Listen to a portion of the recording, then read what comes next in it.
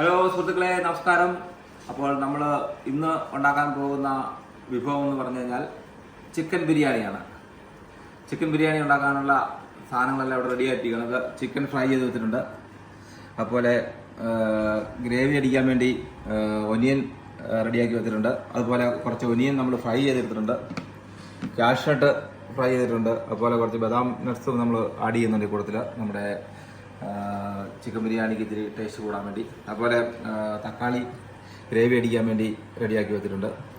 അപ്പോൾ അരി കുതിർത്ത് വെച്ചിട്ടുണ്ട്.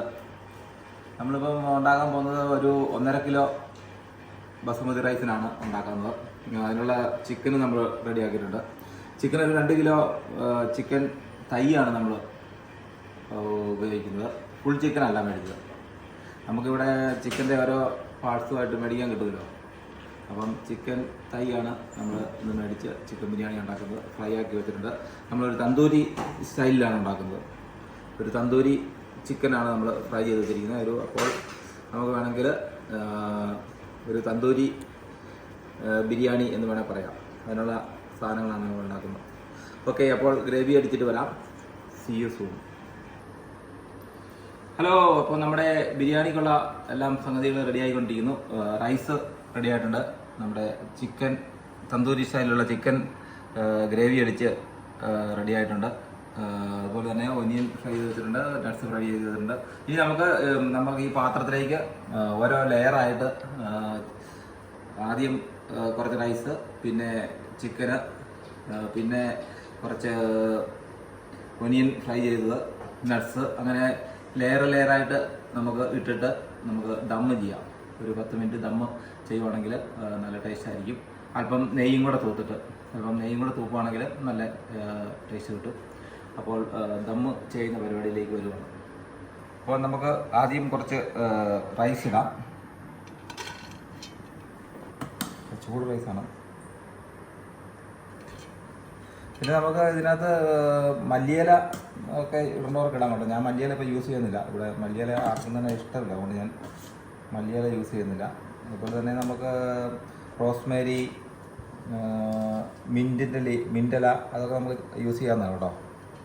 മിൻറ്റിൻ്റെ ഇല യൂസ് ചെയ്യാം, പക്ഷേ മിൻറ്റിൻ്റെ ഇലയൊന്നും എനിക്ക് കിട്ടിയില്ല, അതുകൊണ്ട് ഞാൻ അത് മിസ് ചെയ്യുന്നുണ്ട്.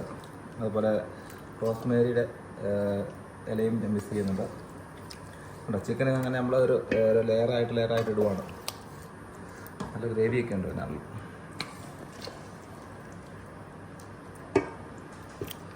അങ്ങനെ നിരത്തി ഇടുക. ശരിക്കും നിരത്തിയിട്ട് കഴിഞ്ഞാൽ അതിൻ്റെ നമുക്ക് വിളമ്പുമ്പം അല്പം ഗ്രേവിയോട് കൂടി എല്ലാ ടൈപ്പിലും വെക്കും. ഇനി നമുക്ക് അല്പം ഒനിയൻ ഫ്രൈ ചെയ്ത്, അതുപോലെ കാഷ്നട്ട്, മുന്തിരി, അങ്ങനെ ഒരു ലെയർ ഇട്ടു. ഇനി അതുപോലെ തന്നെ സെയിം അടുത്ത് നമ്മൾ റൈസ് ഇടുന്നു.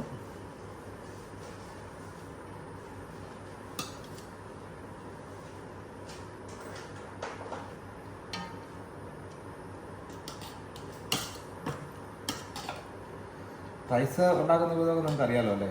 ഒരു അല്പം നെയ്യ് ഒഴിച്ച്, അല്പം സവോളയും, അതുപോലെ ഗ്രാമ്പു, ഏലക്ക, കറുവാപ്പട്ട, നല്ലതായിട്ട് നമ്മുടെ ജീരകം, വലിയ ജീരകം എല്ലാം ഇട്ടൊന്ന് മൂപ്പിച്ചിട്ട് നമുക്ക്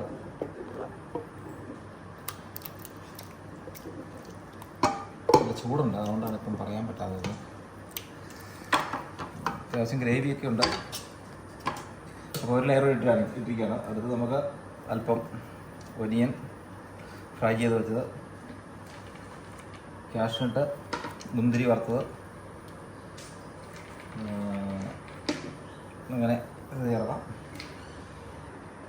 ഹലോ, അപ്പം നമ്മൾ എല്ലാം റെഡിയാക്കി ദമ്മ് ചെയ്യാൻ വേണ്ടി റെഡിയാക്കിയിട്ടുണ്ട്. നമുക്കിനി ഇത് അടച്ച് വെച്ച് ഇങ്ങനെ മാവൊക്കെ ചുറ്റേണ്ടതാണ് ഇതിൻ്റെ ആവി പുറത്ത് പോകാതെ. പക്ഷേ ഞാനതൊന്നും ചെയ്യുന്നില്ല, ജസ്റ്റ് ഒന്ന് ആവി കയറ്റുന്നേ ഉള്ളൂ. എന്നിട്ട് നമുക്ക് കഴിക്കാവുന്നതാണ്. അപ്പം thank you for watching my video. Video ഇഷ്ടമായെങ്കിൽ സബ്സ്ക്രൈബ് ചെയ്യുക, ലൈക്ക് ചെയ്യുക. Thank you. See you soon. Hello സുഹൃത്തുക്കളെ, അപ്പോൾ നമ്മുടെ ചിക്കൻ ബിരിയാണി റെഡി ആയിട്ടുണ്ട്. നമുക്ക് ഇതിൻ്റെ സൈഡായിട്ട് റൈത്തയും അച്ചാറും ഇപ്പം ഞാൻ മാങ്ങാച്ചാറാണ് എടുത്തിരിക്കുന്നത്, നാരങ്ങാച്ചാറാണ് ബെറ്റർ. അതുപോലെ പപ്പടവും ആണ് അതിൻ്റെ സൈഡായിട്ട് നമ്മൾ കഴിക്കാൻ എടുക്കുന്നത് കേട്ടോ. അപ്പം കഴിക്കാൻ വേണ്ടി വിളമ്പ് റെഡിയാക്കി വെച്ചിരിക്കുകയാണ്. Okay, thank you for watching.